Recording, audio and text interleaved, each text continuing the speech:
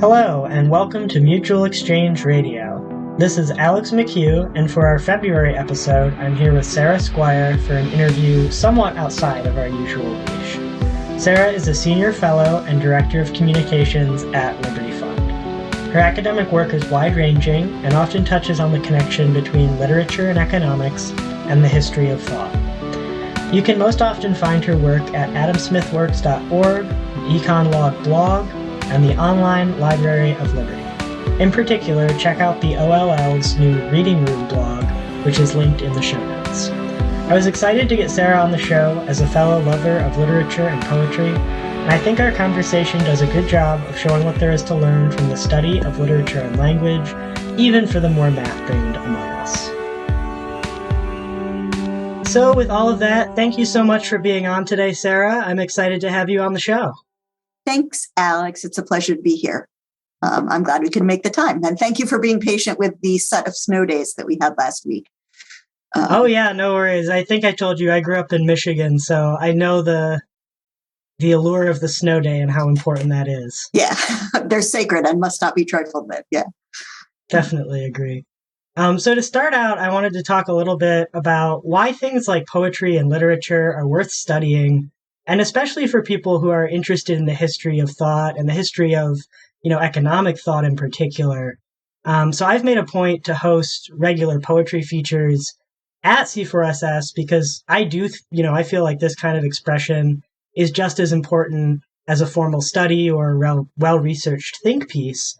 But yeah, so before we get into anything real specific, can you talk broadly about the benefits of studying literature and poetry, for anyone, but especially for folks who are studying social sciences, economics, the kinds of things our listeners tend to be into? Right. I mean, I could go on for hours about the benefits of immersing yourself in beauty and in language being used at the height of its powers by people working at the height of their powers. But I don't think that's really the question that you're asking me. I don't think. And I'm not sure that I want to spend an hour mounting a concerted defense for sort of the value of beauty. Either you get a rainbow or you don't get a rainbow, right? I wouldn't be totally opposed to that if that's the direction we want to go. But yeah, I think more narrowly, right, Yeah, I think for people who are particularly interested in the social sciences, for people who are interested in history of thought and in the evolution of the way that we think about things over time, one of the best places to find information about that is in what people wrote about things over time. You can study, for example, what was going on politically and economically in Victorian London, right? That can be done. There is data to be had, plenty of data to be had. But if you're not also reading the novels that were written by Dickens, by Wilkie Collins, by Elizabeth Gaskell, about the economic issues of the time, discussing and debating the economic issues of the time, you're not going to understand the context in which these things are happening. Sometimes I think that people approach literature wanting to simply say, thumbs up, this novelist provided us with an accurate diagnosis of whatever particular social phenomenon the person is interested in that time, right? Or thumbs down, this person didn't, therefore we can reject the novel, or thumbs up, they got it right, thus they should be embraced, right? And so a lot of people who are particularly sort of dogmatic about a particular point of view will seek out literature that upholds that point of view and then reject things that don't. But I think it's much more interesting, if you're coming from the social sciences, to approach literature and say, okay, what does this tell me about what people were saying about the stuff that I'm interested in? Were they right about, did they have a good understanding of what was going on? Did they have a bad understanding of what was going on? Are they using a different terminology? Can I tell what they were reading that made them think the things that they think? Can I tell what they were saying that drove changes that would be happening in the future? right? And so you can come at it through that way as a piece of intellectual history that engages with whatever aspect of social science it is you're particularly interested in pursuing, right? So we could there's lots of data about Victorian workhouses, right? We can look that up, right? We can do studies on that. That's great. That's important. We can say a lot of things that are very data-driven about Victorian workhouses, but I don't think you're going to have a complete discussion about what the Victorians thought to be true about the workhouses in their world, unless you're reading things like Oliver Twist, right? Unless you're reading things like George Eliot's work, right? They're an important part of the conversation that's happening, even though it's not a part of the conversation that can be expressed in a spreadsheet or in a graph or in a data set. Right. Right. Well, this is great. Corey Massimino, one of our fellows here at C4SS, tweeted recently about reading well. And I hear something in what you're saying about learning to read well through studying literature and things like that it's not about whether you agree with what the person is saying or what the argument put forward is. You can gain a lot of skills in understanding who someone is drawing from, in what they're responding to, in the kind of language they use. His whole point with reading well was, do you go into your opponents reading things that your opponents have written thinking, I'm going to tear this apart, or what can I learn about their worldview, right? And so that's another thing that's comes up again and again as being very important to the sort of left libertarian economic milieu, at least, is this idea that context is very important, that we should that economics is about embodied empathy, and that having an understanding of how people understand their own world, right, is really central to understanding these things. So I guess the next thing I want to go to is you're talking a lot about Victorian England, which I understand is where a lot of your research focuses.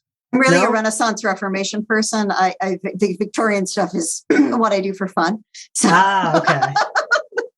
I'll just fly the geek flag really high there. So yeah. Well, and so to relax, I read really long Victorian novels. Yeah. Gotcha.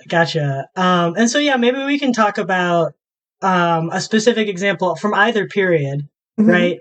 Where a work of literature that you think gives us really important context or information that wouldn't be there in just looking at the data.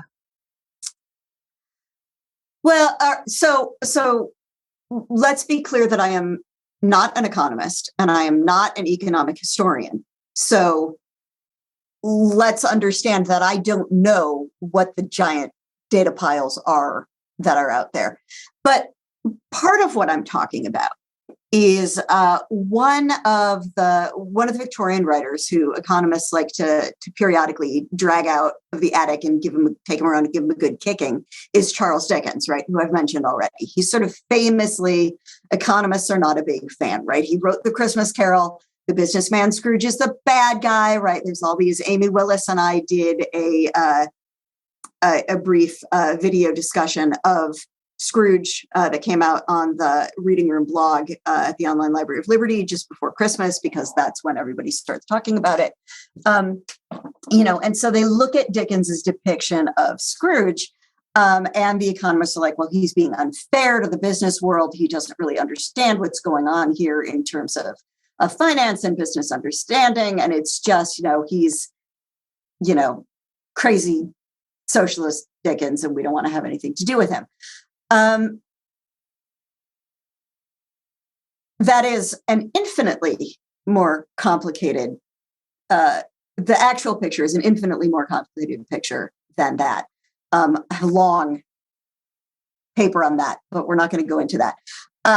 What I will say is that where you can really see how much more complicated it is that when Dickens writes his great novel Hard Times, which is another novel that is very much sort of like anti-business, anti-manufacturing, in favor of sort of kind of a bucolic kind of a vision of life.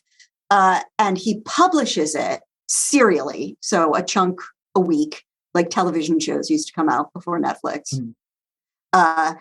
Publishes it serially in his magazine, Household Words.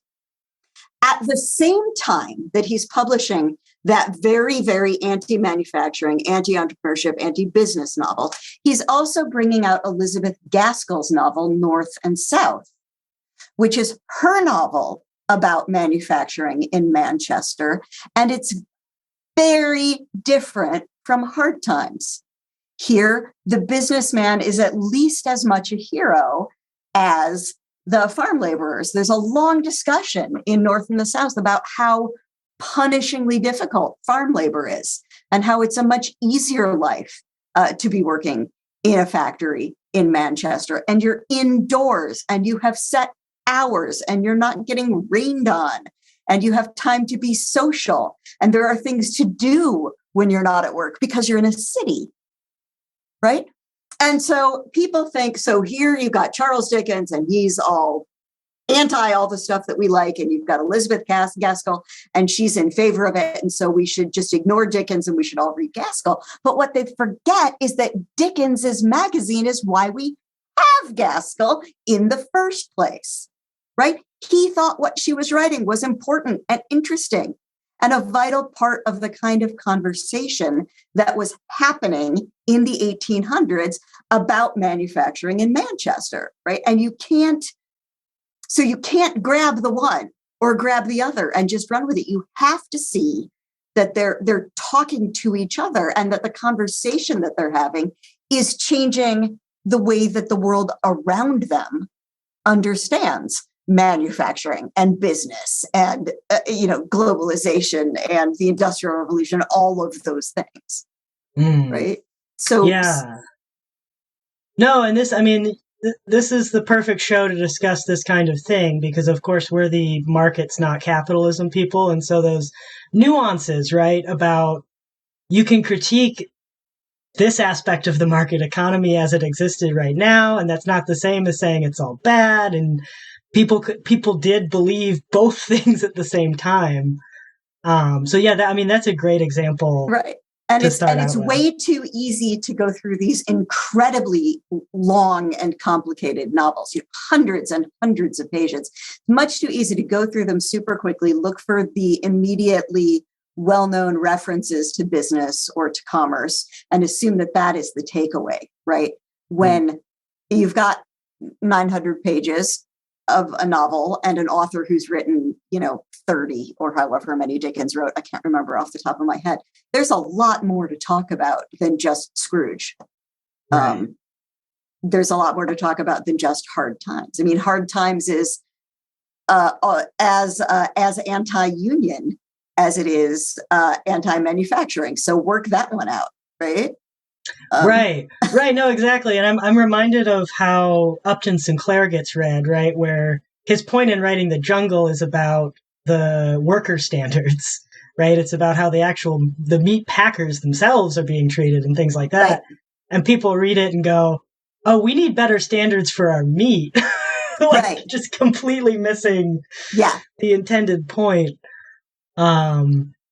Well, that's a great example to start with, and kind of leads into the next question I have, which is kind of about this early modern period and specifically some of your work on usury, right, and how interest is viewed and really debated in this early modern period. And one of the things I saw that you note is there's this common misconception of what everyone knows, right, about usury in the early modern period. So can you tell us what is it that everyone knows and what's amiss about that? Right. Well, what everybody knows is that before Adam Smith, right, in 1776, modern economics began. Adam Smith wrote The Wealth of Nations, and suddenly it was okay to charge interest and make a profit. That's what everybody knows. That is not correct. Before Adam Smith and in the medieval period and in the early modern period, charging interest on a loan. And indeed, sometimes this slides over into making a profit at all in a trade, right? The terms are enormously. One of the things Adam Smith does do is help define economic terms a lot more clearly, so it's easier to talk about what people are talking about. Early modern period and medieval period, people are charging interest. They're not necessarily supposed to be. I'm sorry, your listeners can't see the scare quotes that I'm making. They're not supposed to be charging interest. It's a sin to charge interest. But then there is a debate about, well, at what point does it become a sin we really have to worry about? Right? So yeah, it's a sin, right? You shouldn't punch your brother, right? But, maybe you can charge a little interest. Maybe if it's, under 5%, maybe if it's under, maybe if it's under 10%, like 10% seems to sort of be where people kind of settled. And if you were charging over 10, it was very, very bad. And if you're charging under 10, well, you probably shouldn't, but you're probably sinning in bigger ways, right? So interest is being charged by people in any number of ways. It's being condemned from the pulpit, right? And it's much easier to study sermons because they're written down and preserved, right? And so they're really good objects of study, and they've got ringing rhetoric about how bad it is to charge interest, right? And unless you go look at what is happening in business dealings, right, you could take those sermons as just the fact of the matter. It was bad to charge interest. The church said don't charge interest, so nobody did. The church tells people a lot of things. Right. The church tells people not to do a lot of things, and mostly they spend a lot of time talking about the things that you shouldn't do because everybody's doing them, right? And so, interest is being charged. It's looked down upon. Deirdre McCluskey is great on this. This is one of the reasons that trade is sort of looked down upon as an occupation because of its association with making a profit, with taking interest, both of which are considered to be sinful or at least, sort of nasty. And that kind of cultural implication stains business people for a long time. But it's happening all over the place. There's poem after poem after poem about interest, about usury, about making profit. All of that is all over the place in poetry, all over the place in plays. And if it's in the poetry and it's in the plays, they're not making it up out of nowhere, right? It's happening in the street. You don't make jokes about merchants and about charging interest and about profits unless your audience is going to get the joke, right? So they have to know what's going on. They have to be engaging in it or know people who are engaging it, right? Yeah. Well, and I see how this is also useful in terms of challenging the authoritative perspective, right? In what we get from the church and reading the sermons is one thing that's very different from what's happening on the ground. And I actually ran into this when I was an undergrad. I was particularly interested in like sovereign debt as an issue. Okay. And I was looking at the Ottoman Empire, when it had its sovereign debt crisis. And one of the problems with studying that, studying the actual economics of that, is that the Ottoman emperors were not keeping accurate records. They were lying in their official books. And so you do. And that's how you became an anarchist. Yeah. Well, I mean, it didn't hurt, right? It certainly didn't hurt. And so, yeah, going to then these other sources that are, plays making fun of the emperors and their bureaucrats and, things like that. So, yeah, I mean, I can very much see how useful it is to have this other and also varied perspective, right? Because it's every poet is writing something different.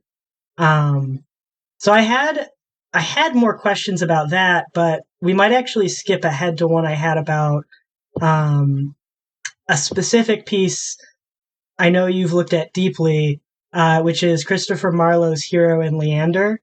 Yes. Yeah, so Yeah. can we talk about that poem and the treatment of interest and investment and what's going on in there?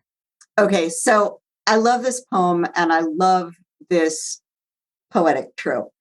And I like to call this the economic seduction trope. Hero is a beautiful young Vestal virgin. I'm sorry, spoilers for Christopher Marlowe's 16th century poem, Hero and Leander. For those who are listening, if you're not caught up on that plot, you might want to pause and go read it first. Hero is a beautiful young Vestal virgin. Leander sees her praying and falls naturally, passionately in love with her, and tries to persuade her to have sex with him, marry him, bear his children. He tries to swim across the Hellespont to be with her and dies tragically, and it's awful. But the part that I'm interested in is when Leander is trying to seduce Hero, because his seduction is phrased in economic terms, right? And what he more or less says is, look, babe, you are incredibly beautiful and your beauty is like gold. You got to let that circulate, right? It is your risk, but you got to share that with the world. And the way to share that with the world is to make love to me, to marry me, to have children with me. The children are our interest on our union. They are the coins that we create. And we spread your beauty this way. And if you don't do this, right, you're like a miser, right? You're just hoarding all of that golden beauty to yourself, and you're not sharing it. And what kind of world would it be if everybody did that, right? And that's there. And so once you know that trope exists, you find it all over the place. It's Shakespeare uses that same sort of an argument in any number of his sonnets, particularly in the first 14 to 17, which are called the procreation sonnets, which are all about, hey, babe, let's get married and make lots of babies. Lots and lots of usury, lots and lots of interest jokes, lots and lots of financial puns. It's widespread throughout the early modern period, and I'm fascinated by it because it's such a positive association, right? We think that because we've read all the church stuff, right? It's a sin. Usury is a sin. It's awful, and nobody should ever engage with it. And then the poets are over here saying, well, maybe it's a sin, but it's a sin like sex is a sin, and we get something great from it, right? We get pleasure, we get joy, we get happiness, and we get babies. We get a future, right? We get a family. Right. And that's a complete turn on its head of what people think they know about the early modern understanding of usury. Right. And I think that's really exciting. And I think it's really cool. It's also a lot of fun to talk about. Right. So. Well, right. It's really interesting. And I mean, one of the things I talk about a little bit in our last episode with Corey Massimino, we're talking there about egoism. We have an upcoming, or I guess now started, mutual exchange symposium on egoism, which is our essay debates, discussions on a particular topic. And so we were talking a little bit about that school of thought, which is one that I adhere to a little bit. And you get a lot of discussion about the erotic, right? In the philosophical sense of like other humans, things that are other than me that I can't understand fully. There's a draw to them. There's a beauty in them. There's something amazing about bringing them together.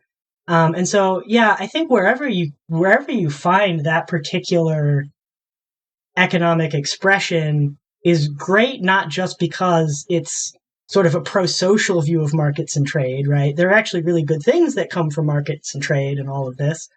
But it is also, I guess, interesting to see Yeah, it's interesting to see that economics is not just about what happens in the marketplace, right? Economics is the study of human action. It's the study of all these different things. And so there's applications to love. There's metaphors from relationship that are more than metaphors. And I'm thinking maybe we can go from kind of that idea to talking a little bit about Adam Smith in particular. I know that's a big focus for you. And a lot of our fellows draw on Adam Smith a lot. And so, yeah, can we talk a little bit about Adam Smith's view of economics? Maybe we could start with some misconceptions about him and his ideas. Might be too much to go into. Yeah, I mean, so so my favorite thing to remind economists about Adam Smith is that he started as a professor of rhetoric and literature, so he's on my side, right? He crossed over to economics much later. Noted. Right? But I think that that's important because some of the first writing that we have from Smith, well, we mostly have notes from students on his lectures about rhetoric, but it's deeply involved with thinking about how do you make an argument, right? We're going to look at these great works of literature from the past and talk about how these arguments are being made, right? How is Cicero structuring things to be a persuasive rhetorician? Then he looks at sort of writers around him, right? What is Shaftesbury doing that makes him persuasive or unpersuasive? What is Jonathan Swift doing that makes him such a great English prose stylist? What's happening here, and how do we, as students and as practitioners of rhetoric, how do we take those lessons and turn them into our own? And so this is one of the places where he's beginning to formulate his ideas about sympathy, right? Which is so fundamental. I mean, to theory of moral sentiments, obviously, where sympathy is absolutely central. But I would argue it's important to his thinking about markets as well. But one of the first places we can kind of see that being worked out is when he says things like, it's important when you are expressing an idea to, express it clearly and without a lot of rhetorical flourish, because the most important thing is to get your reader, your listener, to sympathize with your main idea, right? You're not trying to blind them with flashy rhetorical tricks, right? You're trying to get sympathy with your idea, right? And you hear that. And if you've read Theory of Moral Sentiments, you go, right, I get it. I see how you go from teaching a bunch of 14-year-old boys how to write, and giving public lectures on rhetoric and jurisprudence and so on. And you end up writing Theory of Moral Sentiments. And then as a step from there, I see how you go from writing Theory of Moral Sentiments to thinking about economic exchange, right? Which is sort of a subset of moral sentiments, I think, right? It's one other way in which we communicate with each other, one other time when it is necessary to be able to sympathize with the needs and the desires of the other, right? Right. Well, and I mean, I would specifically say economics is a specific way of analyzing particular kinds of relationships, right? Yeah. And this this history is so great. I mean, I'm was aware a little previously of this sort of path that Adam Smith took, but as someone who was a competitive debater in high school and college, and likes to think that I have matured beyond that. We'd all like to think we've matured beyond high school, but I'm not sure we ever do. Right, exactly. It's now about using those rhetorical skills to help people understand, to try and get closer to the truth through very precise use of language, right? And I think that's the broader thing we're talking about here. Is an attention to precision of language that comes with studying literature, and that certain economists like Adam Smith exhibit, right? And you were mentioning earlier that he really did a lot to kind of recodify how we talk about economics. Do you see that as being, so you mentioned that's something you thought was incredibly necessary at the time. Can you say a little bit more about how we talked about economics before that, and then, why that change was necessary, right? Like why his work on codifying these things needed to happen? This is probably a better question for an economist, but I can tell you a story about it, is what I can do. That's perfect. Yeah. So summer before last, I don't know, a while back, it was during COVID. It's still 2020, right? Time has no meaning anymore. Sometime during COVID, my friend Janet Buffton and I decided to read all of Wealth of Nations and tweet commentary on it. And we called it Wealth of Tweets, and people who are interested can find it all archived at Adam Smith Works. If you search Wealth of Tweets, you will find it. So that was a really interesting experience, because to do something like that, right, not only do you have to read and understand it, you have to be able to summarize it in 240 characters, and you have to be able to make it funny and probably include some emojis, right? So it was a really interesting writing challenge for us, and it was a lot of fun. One of the most difficult sections for me, and Janet has economic training and I do not, so we were a really good pair for this project, but one of the most difficult sections for me was when Smith was talking about money, right? And he was spending an enormous amount of time being extremely detailed about what he meant when he talked about money, and how money could actually include things like paper money. And here's how paper money works if you get it. And here's why it's okay that paper money is a thing sometimes. And here's how here's how banks would have to deal with paper money. It's an enormously convoluted and complicated discussion. And it felt like I was banging my head against a brick wall. I'm like, why is this so incredibly difficult? And then I realized it was hard because Smith is working his way through understanding and explaining to people who do not yet routinely use paper money what the hell is going on, right?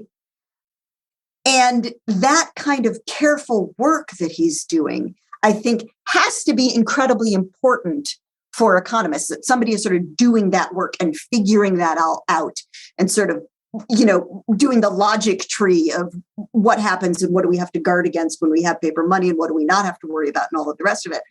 But reading it from the standpoint of the 21st century was incredibly difficult, right? And so it was fun. And I ended up in a conversation on Twitter with people like George Selgin and Pete Betke and my late husband, Steve Horwitz, all of whom are interested in monetary history, that this is sort of, what Adam Smith was doing was like explaining the wall phone, and we're all on cell phones already. Right. And you're like, why are you spending, 70 pages explaining wall phones to me? Nobody uses that anymore. Right. We're Bitcoin, we're Dogecoin, we're EFTs. Right. And Smith is giving us, okay, so here's how paper money works. But it's really important and somebody needed to do it. And it was incredibly important at the time. And back to our earlier conversation, it really helps put us in the intellectual standpoint of people who are dealing with a totally new way of thinking about money for the first time, which gives us really interesting parallels to what's happening now with Bitcoin, Dogecoin, all of the rest of it, right? You have to completely subvert your understanding of what money even means before you can start the conversation, right? And it's fun to watch Smith go through that. And it's fun to watch him kind of figuring out the parameters. Awesome. Yeah, I mean, that is great. And that is actually a discussion that I think is still useful to economists today, because we haven't actually figured out what money is to the extent that a lot of economists will tell you we have, right? Like it's still a work in progress. And so it is, yeah, it's amazing to have such deeply careful work around, yeah, like you said, trying to figure out what actually is going on and explain it to people like as it's being built, which Right. is, yeah, I think kind of the general problem in this early modern period, you've got this whole discussion around things as they're being built. And so one of the other questions I had was about this more general cultural struggle and the various historic and cultural influences that are happening. I mean, I know on the one side you've got sort of Hellenic influences, Aristotelian stuff coming up. You've got German Romanticism having some sort of influence. Let's just start like broad view, right? What is the big cultural struggle going on in Europe? And what, now or in the early modern era? So in the early modern era. Oh, in the early modern era, it's all about the Protestant Reformation. Sorry. It is entirely about the Reformation. I mean, other stuff too. But here's, my canned kind of take on the period, right, is that Henry VIII splits from the Roman Catholic Church. And all of a sudden, there's a new set of choices that are available. Previously, you could disagree with the Catholic Church, right? And you would either be a Catholic in good faith who had disagreements with the Roman Catholic Church. Erasmus is a really good example of someone who had a lot of disagreements with his theology and Luther's theology are right next door to each other. Erasmus stays with the Catholic Church, Luther departs. So you could be a Catholic in disagreement, but in good faith, or you could be a heretic, right? That's pretty much it. Or you could be like a Jew or a Muslim or whatever, but they're going to hell anyway, right? So, right, basically Catholic in good faith with some disagreements, Catholic in complete agreement, or a heretic. That was it.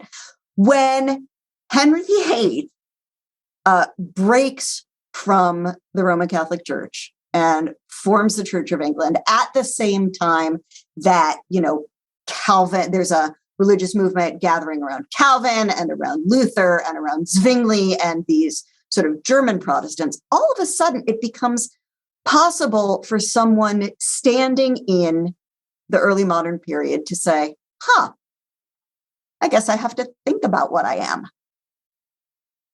Right?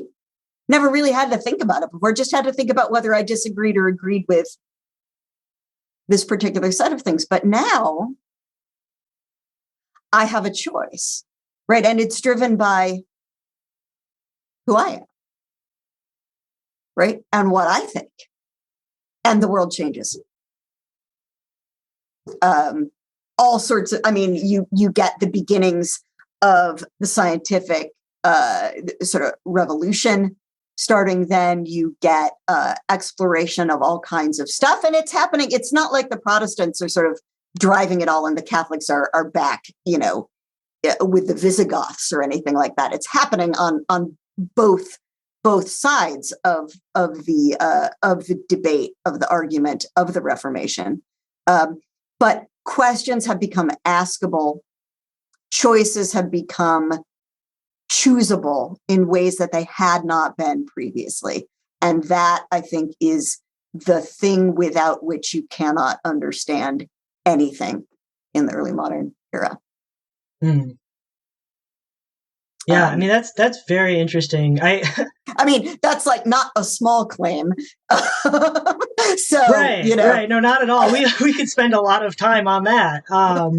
But it's interesting because one of the things Corey and I got into in our last episode, which was us interviewing each other about intellectual influences, is the fact that, I mean, I got my start reading philosophy, reading Christian theology, and have continued to be very interested in theology and in philosophy of religion and in how it affects everything. And I would agree, right, that you can't really understate the influence of the Catholic Church in Europe, the changes that happened because of the Reformation, because of the split with the Catholic Church. That's just really fascinating. And I think, is a good way of encapsulating what happened there. Right. And I mean, if you're an institutional econ person, right, you suddenly have competing institutions in a way that you didn't have before. And that changes all sorts of questions about political power and influence. And, you know, if you're not afraid of the Pope excommunicating you anymore, which was a serious threat for medieval rulers and for Renaissance rulers, if that's no longer a threat with substantial weight, the world suddenly looks a little different, you know? Yeah.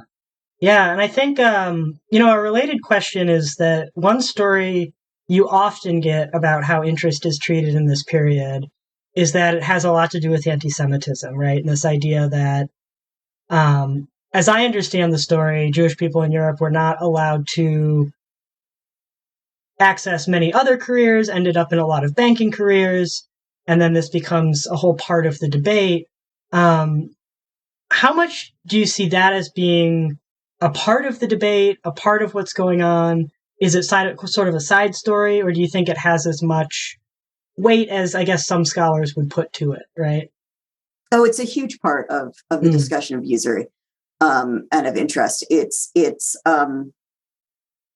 just an assumption. It's definitional in the period for things that Jews do is that they engage in usury, right? And that's just the thing that they do. And you're right that the origin of this is that frequently it was one of the few trades that Jews were permitted to engage in because Christians wanted to be able to borrow money for interest because they needed money when they wanted it, right? But they didn't want to lend money for interest because that was a sin. So you hand it over to people who are irredeemable anyway, right? And then you blame them for it. It's the connection is inescapable. I mean, it's all over. Merchant of Venice is about that. Other things as well, but it's about that.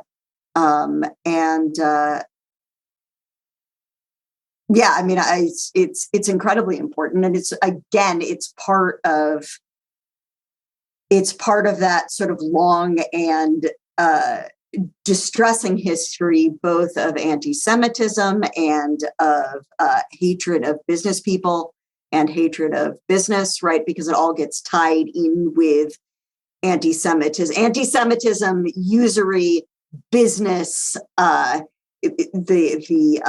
gold and silver trade, international trade. It's all kind of wrapped together into a big ball that nobody feels really comfortable with. Nobody wants to do without. So you keep it around and you talk smack about it, right?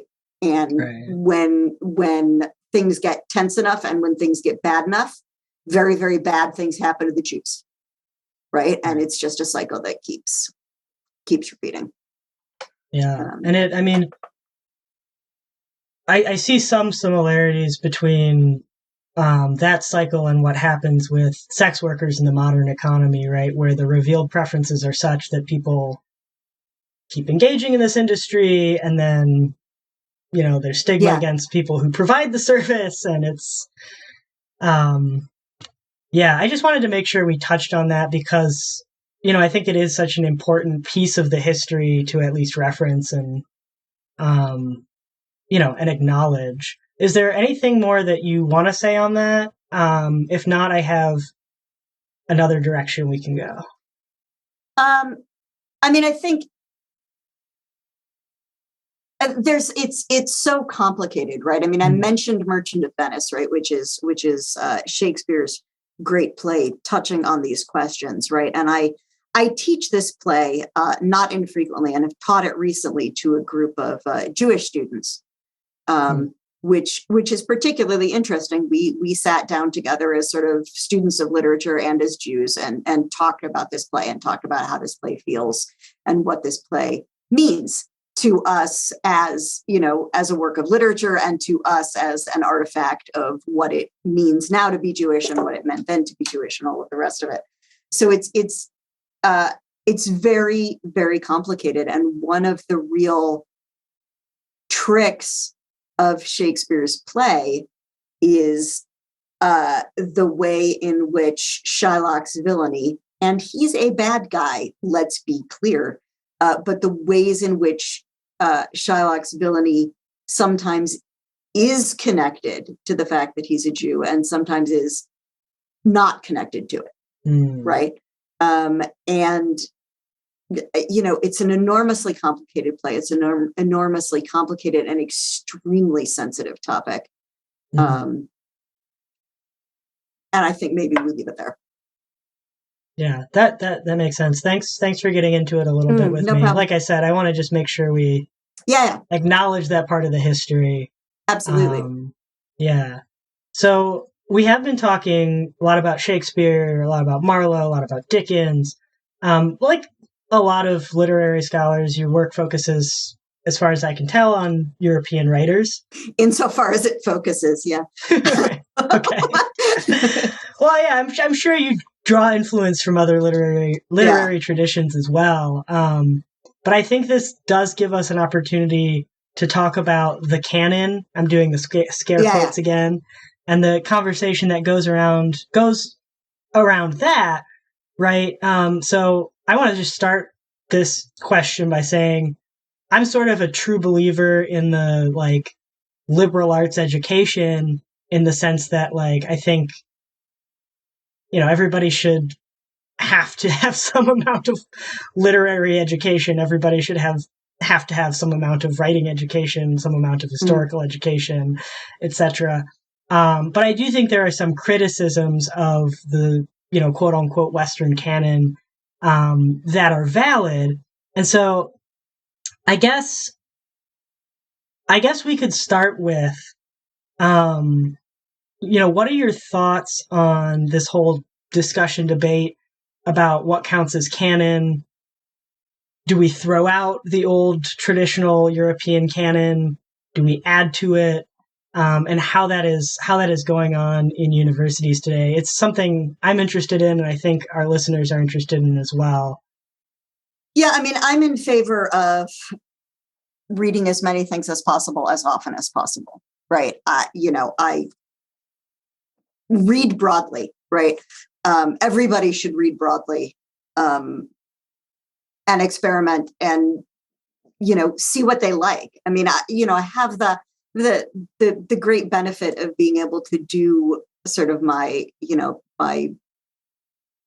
literary criticism, my writing about literature and economics is something that I do at least as much for pleasure. I'm not doing it to try and get tenure. I'm not doing it to try and retain a university position. So I can just sort of wander and do stuff on Firefly and stuff on Star Trek and stuff on Adam Smith and stuff on Charles Dickens. I can kind of do whatever I want. And it's a ridiculous amount of freedom.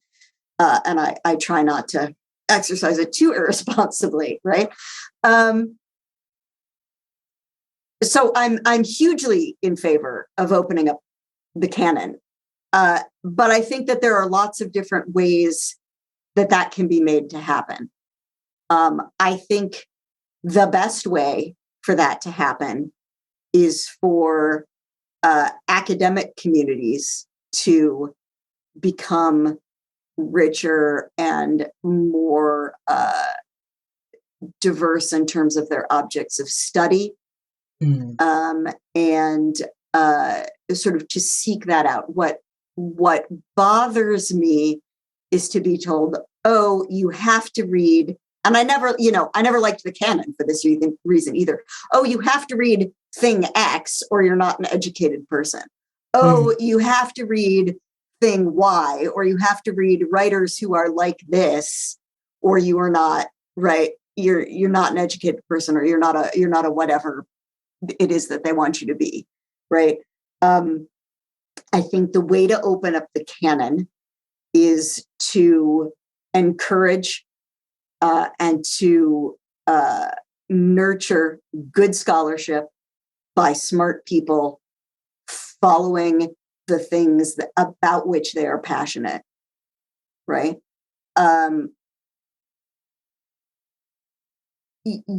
Absolutely, I focus on literature that is written in English. That's because my training is in literature that is written in English.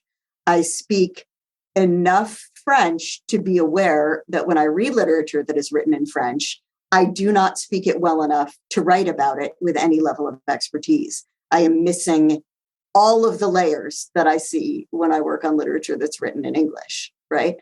If I read it in translation, I am aware that I am missing all kinds of things, right? There's value to reading stuff written in translation, but you're not getting the full picture, right?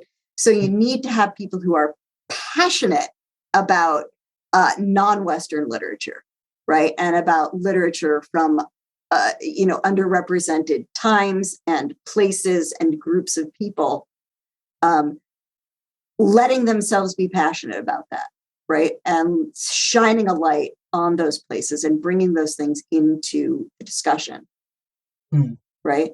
And we've seen that happening with popular culture. I think that's been enormously important, right? And that's going to always move faster than the academic canon, right?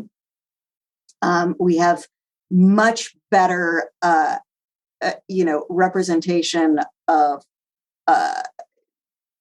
sort of the depth and breadth of human diversity in shows. And I'm not saying we need to have, somebody's going to listen to this. They're going to be like, Sarah thinks we need to have a count of how many people from various ethnic groups are on shows. Well, that's not what I'm saying. What I'm saying is exactly the opposite. Yeah. You look at Netflix now, right? My kids in Fishers, Indiana, right, are addicted to Korean soaps, right? And Korean dramas, and they absolutely love them, and they watch them, and they're fascinated by the culture, and they like the historical dramas and the whole thing, because there's a real market for those, and Netflix is bringing them forward, right? You couldn't get that stuff when I was their age. We didn't know that stuff existed, right? So now we have ways for people who are enthusiastic about that material to bring it forward. And my expectation would be that popular culture is going to drive high culture in a lot of ways, right? Academia has always been super interested. Well, not always, but since the 80s or 90s, has been super interested in what's happening in pop culture, right? So perhaps since Buffy the Vampire Slayer. Academia has been super interested in what's happening in pop culture. And so we're going to see this material entering in, and it's going to start with, courses on K-pop and K-drama. And then it's going to turn into kids saying, well, this K-drama is a retelling of this great medieval Korean legend. Who can teach me about that? Right? And did that guy write any other stuff? Right? And what else can I read? And then off they go, and more power to them. Right. And I think that is the way that we're going to see change.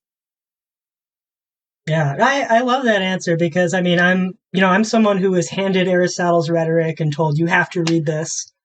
And I was, I got a lot out of it, and I was glad that I did read it. And I feel like there's this whole, the pressure of, does every scholar need to go and read every single thing? Like, no, that's impossible. And so I love the answer that it's not about making everyone read every single thing from all kinds of different cultures. It's about being in communication with and empowering people who are drawing from other traditions, people who are highlighting works that you're not familiar with. And being willing to listen to what those works have to say, right? And being willing not to reject them out of hand, right? I mean, that's kind of the obvious need. Yeah. And so, you mentioned Firefly. I know you're working on something related to Firefly right now. Can we get a sneak preview on that? I think that's a pop culture area our listeners probably are attuned to. Yeah. I have a strong suspicion that you're right. So my friend Alberto Mingardi is working with another friend, Gian Domenica Beccia, on a book about entrepreneurship in television series. And they asked me if I wanted to write something, and I said only if I can do the chapter on Firefly. Because I love Firefly and I'm always looking for a really good excuse to rewatch it. And because there's so much about entrepreneurship and work and business in Firefly. So that's the I just sent that off to them the other day. So that's finished most recently. And I think, I mean, the sneak peek on that is that I think that you can think about the series Firefly as being an extended exploration of the question, what ought to be for sale and what ought not to be for sale. Big, important question. Right? Huge one that, yeah. Right. One that you guys are a little bit interested in, right? Oh, yeah. And one that we've been talking about, right? Yeah. Like what kind, and this is, right. Is it markets without limits? Is it markets with some limits? Is it markets with all the limit, right? Some, and who gets to decide, and how do we know if we set the levers right, and all the rest of it? Right. I mean, I think that's one of the, I think, nice things about looking at economic questions through some of these more cultural lenses is it's a little clearer. It's a little more contextual. Yeah. And, I think so the economists who I know, who are excellent teachers, tell great stories. They tell great stories about economics. And that's what got me interested in sort of getting some economics into my toolbox for looking at works of literature, just how good the stories were. And how interesting a way it is of looking at the world, right? It's a way of thinking about how human beings make choices, right? So are novels. Yeah. Right. Well, and so I guess kind of on that note, are there any contemporary novels that you're particularly interested in right now, or that you think have really good representation of ongoing academic debates? The kind of thing that you could imagine people looking back on and being like, this is useful for understanding what they were thinking about.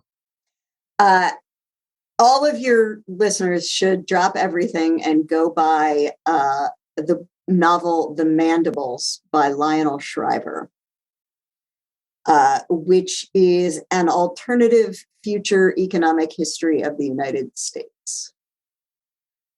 It's spectacular. Yeah, you don't have to say any more. I mean, right, I know, sold, right? She just sold 50 copies today. It's called The Mandible? The Mandibles. Yeah. The Mandibles, okay. Yes, and it's a family saga. It's great. I mean, it's a hell of a good read, which is kind of my basic standard for recommending it. I'm not going to recommend a novel to somebody and be like, well, it's really interesting thematically, but it's no fun. So this is a great read, though dark, very dark. And it's fascinating in terms of economics. She basically creates for her characters the perfect storm of negative economic conditions and then sets them adrift and sees what happens. It's a great read. Great book. So maybe a little relatable for some of us today. Yes. Yes. Awesome. So yeah, definitely check that out, folks. I think one of the things, I have one thing I kind of want to go back to. Sure. I know we're going on pretty long here, but we were talking earlier about about this kind of seductive trope, right? Yeah. The seduction trope around money. And I keep thinking about this deeper point that feels to be there about how early modern Europeans are struggling with how to approach things like ambition and pleasure. And I guess this is what you're saying at the beginning. We don't really have time to go into why beauty itself is important. Right. But I don't know, it might be good. I'm trying to form a more specific question on this about, like, you know, what I guess maybe this is the way to ask it. Is what do you think is going on when we read literature that really clicks with us? Let's maybe take it in that direction. I think there's a lot of feeling going on in how people think about the world, and I guess I want to get closer to talking about why the feeling is important. Yeah. I'm going to recommend two really good books to you. Both of them are by my friend Jonathan Gottschall, Gottschall. One is called The Storytelling Animal, How Stories Make Us Human. And one is called The Story Paradox, How Our Love of Storytelling Builds Societies and Tears Them Down. And I think, like, the real answer I want to give you to that question is just to hand you those two books and say, go read them, and then have Jonathan on the podcast and ask Jonathan that question, because he's going to give you a better answer than I am. But we are clearly, from the very beginning of who we are as people, and whether by beginning we mean prehistoric people or whether by beginning we mean tiny infant people, right? We are inclined to tell stories about the world that surrounds us, right? And about what we are doing in it. And we have that urge to create those stories and to find ways. The world is so, I think, unfathomably complex and beautiful and horrible and wonderful and tragic and all of those things. And it's unfathomable both in enormous ways, like explain thunderstorms, go, right? But it's also unfathomable in the deep pleasure in the cup of tea that I just had, right? It's incomprehensible in large ways and in small ways and just all of the way through. And so what we do, right, we're dumped out here on the planet, right, as Kurt Vonnegut would have had it, right? And what do? Well, we try to find some way to tell ourselves some kind of story about what we think might be going on so that we can begin to deal with some of that, right? And I just think it's just in our wiring. And we love people who can tell a story better, right? And tell a story with more flair or with more special effects, or tell it longer, or make really cool variations on a story that we know and love, right? We're just transfixed by it. Just think it's built into what it means to be a human being, I think, is to want stories. Yeah. Well, and it's something we could probably stand to do better with some of the... Yeah, I mean, right. And so I think I think that's an important part. And it's one of the points that John makes in his most recent book, right? Which is that, the stories that we tell and the way that we tell stories then really, really matters, right? If you want other human monkeys to listen to you, right? You got to tell a good story that the other human animals want to listen to. Right. Because we're monkeys and we want something interesting, and we want something. We're apes, not monkeys. We're apes, and we want something that appeals to us, right? And so tell it to us so that we stay interested, right? Tell it to us so that it works for us, right? Yeah, and I think related both to this and the earlier discussion we were having about precision of language and things like that, one of the things I feel like has become almost a totally lost art is good satire.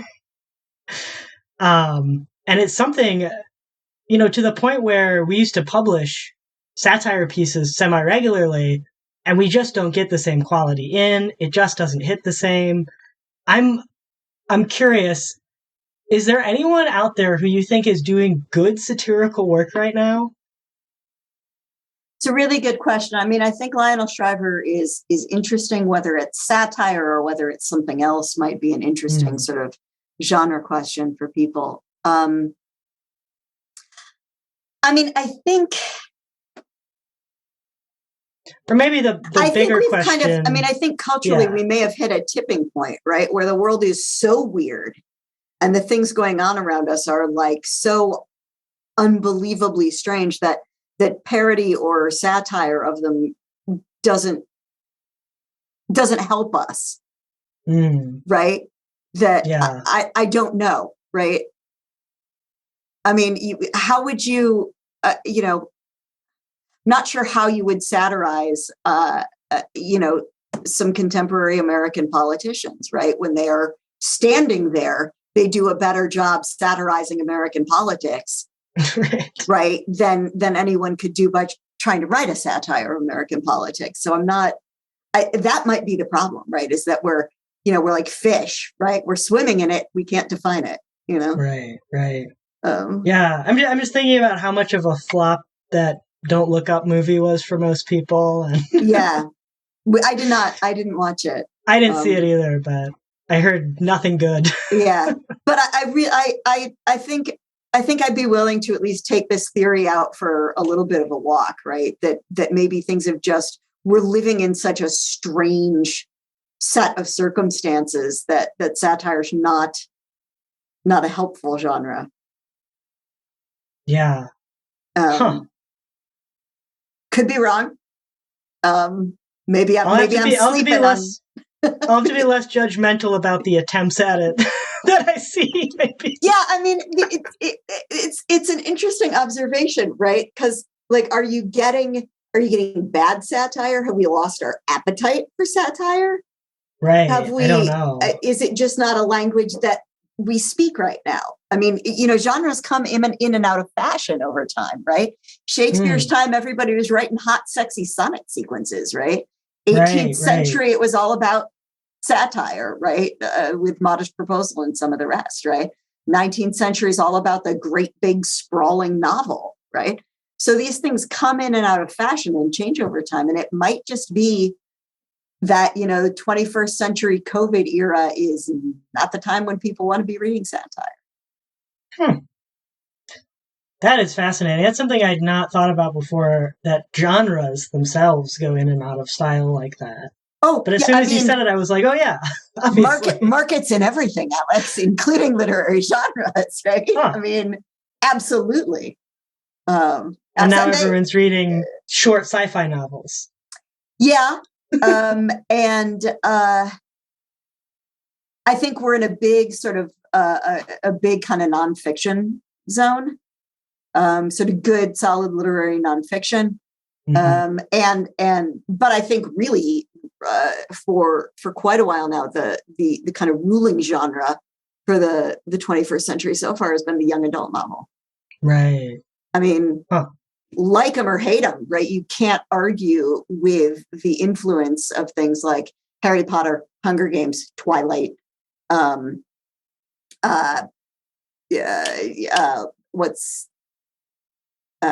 the other one? Deception. I can't remember.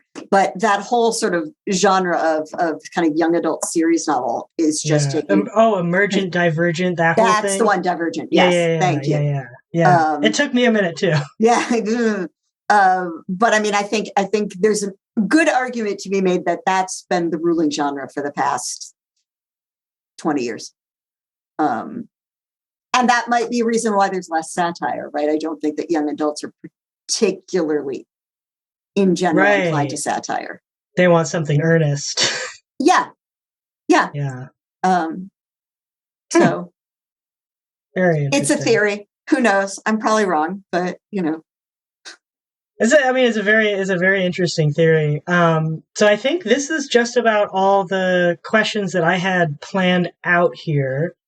I had a note that, so in the lecture notes you sent me, you mentioned something about, Rihanna's, gotta put a ring on it. And I guess it was in reference to That's Beyonce.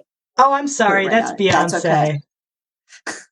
This is me revealing how much of Alex. a complete nerd I am. Right. No, yes, this was the lecture on sort of economic seductions. And I finished it with a couple of references. To Beyonce, pardon me. The economic kind of sex and seduction trope doesn't die in the early modern era, right? You have still kind of this connection of the sexually appealing woman with gold and with money and that kind of desire, right? And I think Rihanna, it's maybe, I can't remember. Oh, Shine Bright Like a Diamond is what it is. Okay. Rihanna shine, but yeah, she shines bright like a diamond.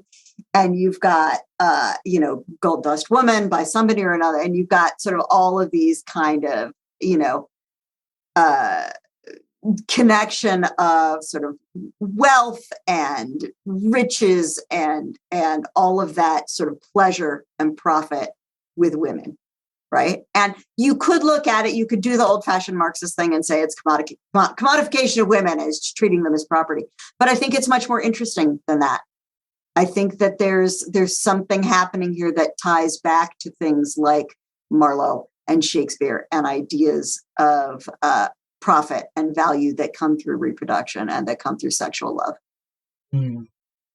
Yeah, I mean, we could probably go a whole nother hour on social reproduction theory and it relates to all this. I brought this up mostly to ask a fun question at the end about what kind of music you're into.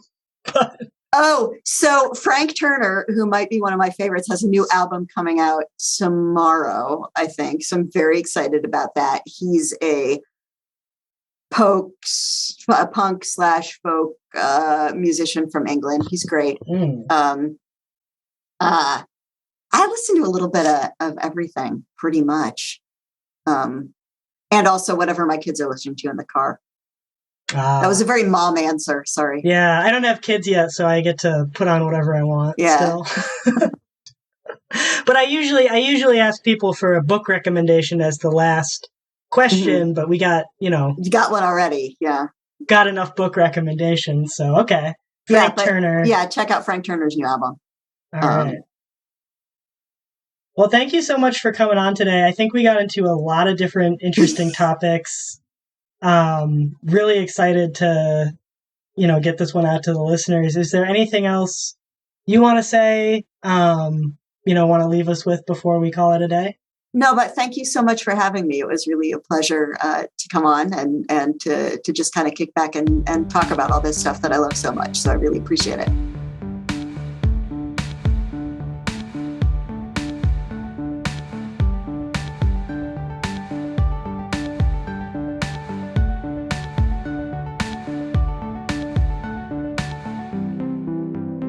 Thanks for listening, everyone, and a special shout out to our producer-level supporters on Patreon. Danny O'Brien, David Colborn, ASDF, Jesse Posner, and Ackneralls.